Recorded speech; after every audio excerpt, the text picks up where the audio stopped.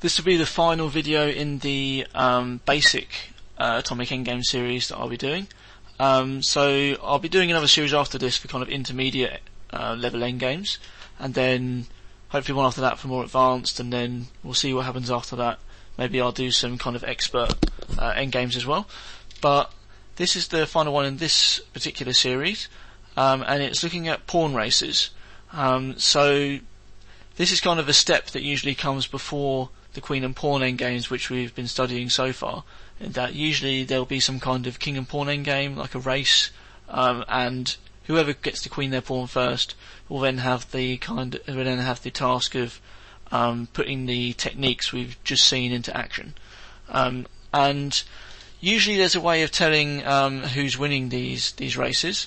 In this case, you can see that white has 3 retreat squares, so B1, B2 and B3, and black only has 2, so H7 and H8. And that means that whoever's to move, white is winning because he has more space to retreat into. And the best way to retreat is to retreat diagonally. So if white moved directly back with king B3, that would be a terrible blunder, and it'd in fact be losing after B4, because he will then have to be the first person to give way. And while both sides have 2 squares, because white has to give way first, he'll be the one that has to give way and allow black to queen at the end. So that would be a bit of a travesty, playing king b3. The best move would be the best moves would be either king a3 or king c3. Both of them retreating diagonally, and after the check, then moving back in front of the pawn. And this is one of those cases where it's both sides would love to pass in this position, but they can't, they have to move.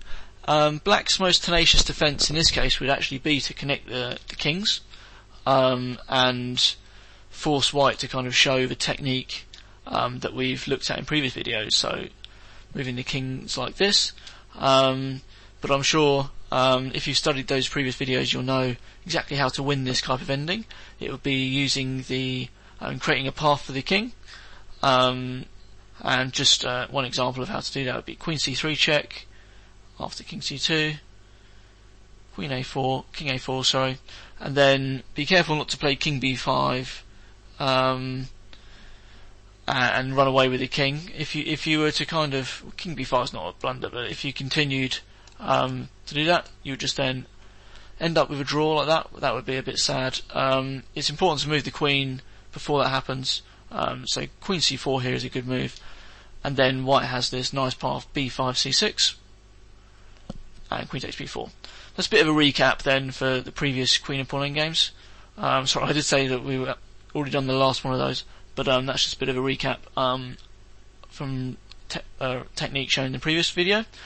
If black just continues retreating with king g7, then the win is a lot more simple. You don't really have to know any technique. It would just be pawns shuffle forwards, and then black has to allow the queen, and then he will be mated very easily. So that's it for this series. The next series will kind of go back a couple of steps, maybe in looking at piece endgames and maybe a little bit more tricky pawn races. So if you're kind of feeling like you can handle a bit more, then feel free to investigate those videos. If not, then I think this gives you a good solid basis for the knowledge you really need to reach a fairly reasonable level of Atomic. I don't think that many players rated below, let's say, 1900 or so will know any more than this. Maybe even players higher rated than that. So you could reach a reasonably decent level just with this knowledge, and hope you enjoyed it and that it gets you a lot of points in your games.